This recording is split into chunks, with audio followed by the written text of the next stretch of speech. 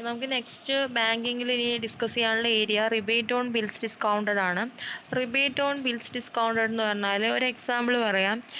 ഇപ്പോൾ ഒരു customer bill discount ചെയ്യാൻ വേണ്ടി ബാങ്കിൽ പോവാണ്. 1,00,000 രൂപയുടെ ബില്ലാണെന്ന് വെക്കുക. അത് ഇപ്പോൾ ജാനുവരിയിലാണ് പോകുന്നതെങ്കിൽ ജാനുവരിയിൽ തന്നെ മെച്ചൂർഡ് ആവണമെന്നില്ല. ചിലപ്പോൾ 3 months 4 months കഴിഞ്ഞിട്ടായിരിക്കും മെച്ചൂർഡ് ആവുക. പക്ഷെ ആ ബില്ല് കൊണ്ട് ബാങ്കിലേക്ക് പോകുന്ന ആ ദിവസം തന്നെ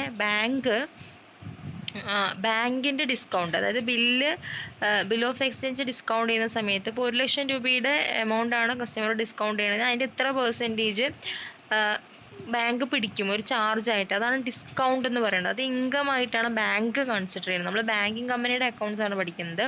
സോ അപ്പോൾ 1,00,000 രൂപയിൽ 10,000 രൂപ പിടിച്ചിട്ട് 90,000 രൂപയെ കസ്റ്റമർക്ക് കൊടുക്കുകയുള്ളൂ മെച്ചൂർഡ് ആവുന്ന സമയത്ത്. സോ ഒരു എക്സാമ്പിൾ പറയുകയാണ്, അത്ര തന്നെ പിടിക്കണം എന്നില്ല, ഒരു സർട്ടൻ പെർസെൻറ്റേജ് അതിന് അവർക്ക് ഉണ്ടാവും. സോ ആ 10,000 രൂപ ബാങ്ക് ഡിസ്കൗണ്ട് ആയിട്ട് അവരുടെ ഇൻകമായിട്ട് ട്രീറ്റ് ചെയ്യുകയാണ് പതിവ്. സോ അവരുടെ ഇൻകം അവർ ക്രെഡിറ്റ് ചെയ്യും. അങ്ങനെ ക്രെഡിറ്റ് ചെയ്യുന്ന സമയത്ത് ഈ റിബേറ്റ് ഓൺ ബിൽസ് ഡിസ്കൗണ്ട് എന്ന് പറഞ്ഞു കഴിഞ്ഞാൽ ആ എമൗണ്ട് മുഴുവൻ ആ അക്കൗണ്ടിങ് ഇയറിൽ തന്നെ ആവണം എന്നില്ല. സോ ഇപ്പോൾ 2020 ബില്ലിൽ ഡേറ്റ് എങ്കിൽ അത് മെച്ചൂർഡ് ആവുന്നത് 2021 മാർച്ചിലൊക്കെയാണെന്ന് വെക്കുക. സോ 3 മാസം കഴിഞ്ഞിട്ടാണ് അത് മെച്ചൂർഡ് ആവുന്നത്. അക്കൗണ്ടിങ് ഇയർ ഇവിടെ കഴിഞ്ഞു, 2020 കഴിഞ്ഞു. കാലണ്ടർ ഇയർ ആണ് ഫോളോ ചെയ്യുന്നതെങ്കിൽ ജാനുവരി ടു ഡിസംബർ കഴിഞ്ഞു. അതല്ല അക്കൗണ്ടിങ് ഇയർ ആണെങ്കിൽ ഏപ്രിൽ ടു മാർച്ച് 31 കഴിയും. സോ അത് കഴിഞ്ഞിട്ടാണ് മെച്യൂരിറ്റി ഡേറ്റ് ആവുന്നതെങ്കിൽ, ബില്ല് മെച്ചൂർഡ് ആവുന്നത് അക്കൗണ്ടിങ് ഇയർ കഴിഞ്ഞിട്ടാണെങ്കിൽ ആ എമൗണ്ട് എന്ന് പറയുന്നത്, ആ ഡിസ്കൗണ്ടിന് ക്രെഡിറ്റ് ചെയ്യുന്ന എമൗണ്ട് എന്ന് പറയുന്നത് റിബേറ്റ് ഓൺ ബിൽസ് ഡിസ്കൗണ്ടഡ് ആണ്. ഇപ്പോൾ സിമ്പിളായിട്ട് പറഞ്ഞു കഴിഞ്ഞാൽ ഇങ്ങനെ ബിൽ ഓഫ് എക്സ്ചേഞ്ച് ഡിസ്കൗണ്ട് ചെയ്ത് ബാങ്കിന് കിട്ടുന്ന എമൗണ്ട് അവരുടെ കറണ്ട് ഇയറിൽ അല്ല, നെക്സ്റ്റ് അക്കൗണ്ടിങ് ഇയറിലെ ആണെങ്കിൽ അതിനെയാണ് റിബേറ്റ് ഓൺ ബിൽസ് ഡിസ്കൗണ്ടഡ് എന്ന് പറയുന്നത്. അതിന് എൻട്രി വരിക ഡിസ്കൗണ്ട് അക്കൗണ്ട് എറ്റർ to rebate on bills discounted ആണ്. അൺഏൺഡ് എമൗണ്ട് എന്നാണ് പറയുക. ആ amount rebate on bills discount എന്ന് പറഞ്ഞാൽ അൺഏൺഡ് എമൗണ്ട് ആണ്. അതായത് ആ അക്കൗണ്ടിങ് ഇയറിലെ അല്ല, അത് ഫൈനൽ അക്കൗണ്ട്സ് ക്ലോസ് ചെയ്തതിന് ശേഷം മെച്ചൂർഡ് ആവുന്ന ബില്ലിൻ്റെ എമൗണ്ട് ആണ്. അൺഎക്സ്പയർഡ് ഡിസ്കൗണ്ട് എന്ന് പറയും, അല്ലെങ്കിൽ ഡിസ്കൗണ്ട് റിസീവ്ഡ് ഇൻ അഡ്വാൻസ് എന്ന് പറയും അതിന്. അതെങ്ങനെ കമ്പ്യൂട്ട് ചെയ്യാന്ന് പറഞ്ഞാൽ എമൗണ്ട് ഓഫ് ബിൽ എത്ര രൂപയാണോ അതിൻ്റെ amount into rate of discount, എത്ര പെർസെൻറ്റേജ് ആണ് ഡിസ്കൗണ്ടിൻ്റെ റേറ്റ്, എത്രയാണ് പെർസെൻറ്റേജ് എത്രയാണ് തന്നിട്ടുണ്ടാവും, അതേ into unexpired period divided by 365. ഒരു ഇയറിൽ 365 ദിവസമാണുള്ളത്. അൺഎക്സ്പയർഡ് പീരീഡ് നമ്മൾ കാൽക്കുലേറ്റ് ചെയ്യണം. അപ്പോൾ ഇതാണ് അതിൻ്റെ ഫോർമുല എന്ന് പറയുന്നത്. ഇനി എങ്ങനെയാണ് ഈ റിബേറ്റ് ഓൺ ബിൽസ് ഡിസ്കൗണ്ടിൻ്റെ ട്രീറ്റ്മെൻറ്റ് എന്നുള്ളത് ഡീറ്റെയിൽ ആയിട്ട് പറയുന്നുണ്ട്. ജസ്റ്റ് ലെഡ്ജർ ബാലൻസ് ആണ് തന്നിരിക്കുന്നതെങ്കിൽ പ്രോഫിറ്റ് ആൻഡ് ലോസ് അക്കൗണ്ടിൽ മാത്രം കാണിച്ചാൽ മതി എന്നാണ് പറയുന്നത്. ഇൻട്രസ്റ്റ് ആൻഡ് ഡിസ്കൗണ്ട് എന്ന് പറഞ്ഞിട്ട് ഷെഡ്യൂൾ 13 ഇൻകം ആയിട്ട് ഡിഡക്റ്റ് ചെയ്യണം എന്നാണ് പറയുന്നത്. ഈ ബാലൻസ് തന്നിട്ടുണ്ടെങ്കിൽ ട്രയൽ ബാലൻസിൽ തന്നിട്ടുണ്ട്, ലെഡ്ജർ ബാലൻസസ് ആയിട്ട് ജസ്റ്റ് ഇൻഫർമേഷൻ ആയിട്ട് തന്നിട്ടുണ്ടെങ്കിലാണ് നമ്മൾ പ്രോഫിറ്റ് ആൻഡ് ലോസ് അക്കൗണ്ടിൽ മാത്രം കാണിക്കുക. ലെഡ്ജർ ബാലൻസ് ആയിട്ടും തന്നിട്ടുണ്ട് എങ്കിൽ പ്രോഫിറ്റ് ആൻഡ് ലോസ് അക്കൗണ്ടിൽ എടുക്കണ്ട. നമ്മൾ ബാലൻസ് ഷീറ്റിൽ other liabilities and provision schedule 5 other liabilities and പ്രൊവിഷൻസിനകത്താണ് കാണിക്കേണ്ടത്, ലയബിലിറ്റി സൈഡ്. അതേപോലെ തന്നെ ട്രയൽ ബാലൻസിൽ തന്നിട്ടുണ്ടെങ്കിൽ നമ്മൾ ബാലൻസ് ഷീറ്റ് മാത്രം, ട്രയൽ ബാലൻസിൽ മാത്രമേ തന്നിട്ടുള്ളൂ എങ്കിൽ നമ്മൾ ബാലൻസ് ഷീറ്റ് മാത്രം പ്രിപ്പയർ ചെയ്താൽ മതി. അത് ബാലൻസ് ഷീറ്റിൽ അതർ ലയബിലിറ്റി ആൻഡ് പ്രൊവിഷൻ, ഇപ്പോൾ പറഞ്ഞ തന്നെ ഷെഡ്യൂൾഡ് 5 അതർ ലയബിലിറ്റീസ് ആൻഡ് പ്രൊവിഷനകത്ത് കാണിക്കണം ലയബിലിറ്റി സൈഡ് എന്നാണ് പറയുന്നത്. ഇനി ട്രയൽ ബാലൻസിൽ തന്നിട്ടുണ്ടെങ്കിൽ നമ്മൾ പ്രോഫിറ്റ് ആൻഡ് ലോസ് അക്കൗണ്ടിലും കാണിക്കണം, ബാലൻസ് ഷീറ്റിലും കാണിക്കണം. ബാലൻസ് ഷീറ്റിൽ ലയബിലിറ്റി സൈഡാണ് കാണിക്കേണ്ടത്, അതർ ലയബിലിറ്റി ആൻഡ് പ്രൊവിഷനിൽ ഷെഡ്യൂൾ 5 പറഞ്ഞുകൊണ്ടിരിക്കുന്നുണ്ട്, സെയിം കാര്യങ്ങൾ തന്നെയാണ്. അഡ്ജസ്റ്റ്മെൻ്റ് ആയിട്ട് തന്നിട്ടുണ്ടെങ്കിൽ പ്രോഫിറ്റ് ആൻഡ് ലോസ് അക്കൗണ്ടിലും കാണിക്കണം, ബാലൻസ് ഷീറ്റിലും കാണിക്കണം എന്ന് പറയുന്നുണ്ട്. പ്രോഫിറ്റ് ആൻഡ് ലോസ് അക്കൗണ്ടിൽ ഇൻട്രസ്റ്റ് ആൻഡ് ഡിസ്കൗണ്ട് ഷെഡ്യൂൾ 30 നിന്ന് ഡിഡക്റ്റ് ചെയ്യുകയാണ് ചെയ്യേണ്ടത്. ബാലൻസ് ഷീറ്റിൽ അതർ ലയബിലിറ്റീസ് ആൻഡ് പ്രൊവിഷനിൽ ലയബിലിറ്റി സൈഡ് കാണിക്കുകയാണ് ചെയ്യേണ്ടത്. ഇനി ഒരു അക്കൗണ്ടിങ് ഇയറിൻ്റെ ബിഗിനിങ്ങിൽ തന്നെ rebate on bill discount exist ചെയ്യുന്നുണ്ടെങ്കിൽ, അതായത് ഓപ്പണിംഗ് ബാലൻസ് തന്നിട്ടുണ്ടെങ്കിൽ, ട്രയൽ ബാലൻസിൻ്റെ ക്രെഡിറ്റ് സൈഡ് തന്നിട്ടുണ്ടെങ്കിൽ നമ്മൾ അത് ഇൻകം എന്നുള്ള കാറ്റഗറിയിൽ ഇൻട്രസ്റ്റ് ആൻഡ് ഡിസ്കൗണ്ട്, അതായത് പ്രോഫിറ്റ് ആൻഡ് ലോസ് അക്കൗണ്ടിൽ ഷെഡ്യൂൾ 13 ആഡ് ചെയ്യണം എന്നാണ് പറയുന്നത്.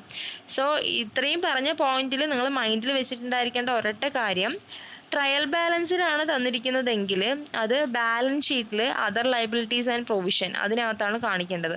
ഇനി അഡ്ജസ്റ്റ്മെൻറ്റ്സിലാണ് തന്നിരിക്കുന്നതെങ്കിൽ പ്രോഫിറ്റ് ആൻഡ് ലോസ് അക്കൗണ്ടിൽ ഷെഡ്യൂൾ 13 ഇൻട്രസ്റ്റ് ആൻഡ് ഡിസ്കൗണ്ടിൽ നിന്ന് ഡിഡക്റ്റ് ചെയ്യുകയും വേണം. ബാലൻസ് ഷീറ്റിൽ other liabilities and provision scheduled 5 കാണിക്കുകയും വേണം.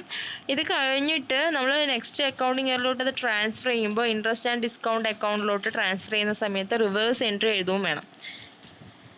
അപ്പോൾ ഇത്രയും കാര്യങ്ങളാണ് അതിനകത്ത് ശ്രദ്ധിക്കാനുള്ളത്. ഒരു പ്രോബ്ലം നോക്കുക, എക്സാമ്പിൾ 4 അത് ശ്രദ്ധിക്കണം, അല്ലെങ്കിൽ കൺഫ്യൂഷൻസ് വരും. എക്സാമ്പിൾ 4 പറയുന്നത് in respect of the following transaction of Safety Bank Limited you are required to pass necessary journal entries as well as their treatment in profit and loss account and balance sheet in respect of year ended 31st December 2020.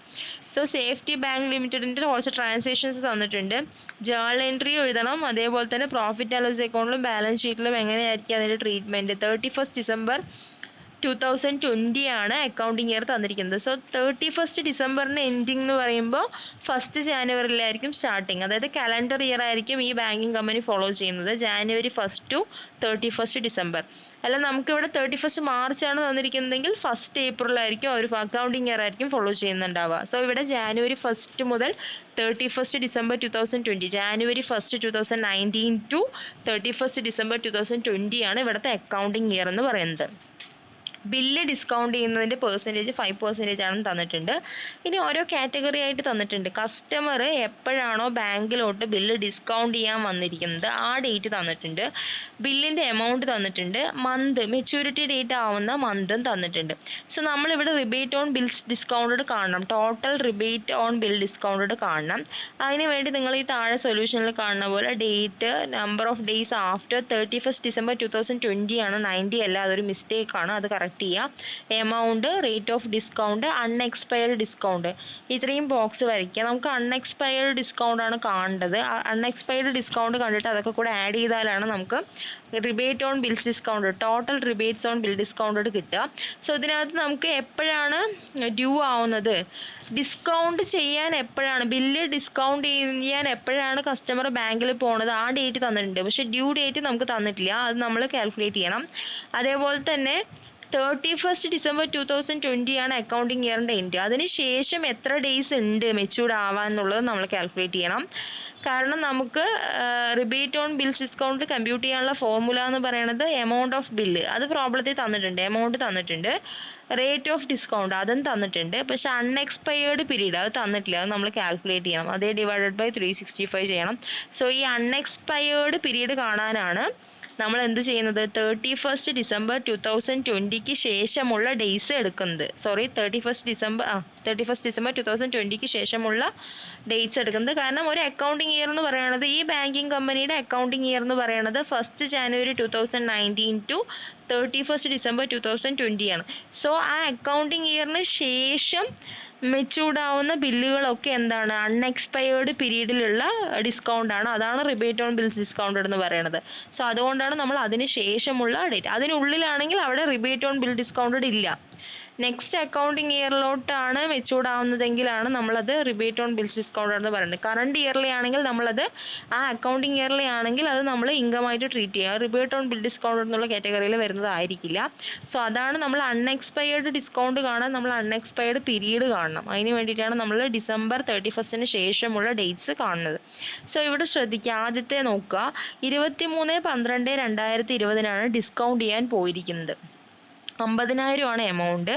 3 മാസത്തിന് ശേഷമാണ് matured ആവുക എന്നാണ് പറഞ്ഞിരിക്കുന്നതിനകത്ത്. 3 മാസം എന്ന് പറയുമ്പോൾ 23/12/2020 പറയുമ്പോൾ January 23, February 23, March 23 due ആവേണ്ടത്, bill matured ആവേണ്ടത്.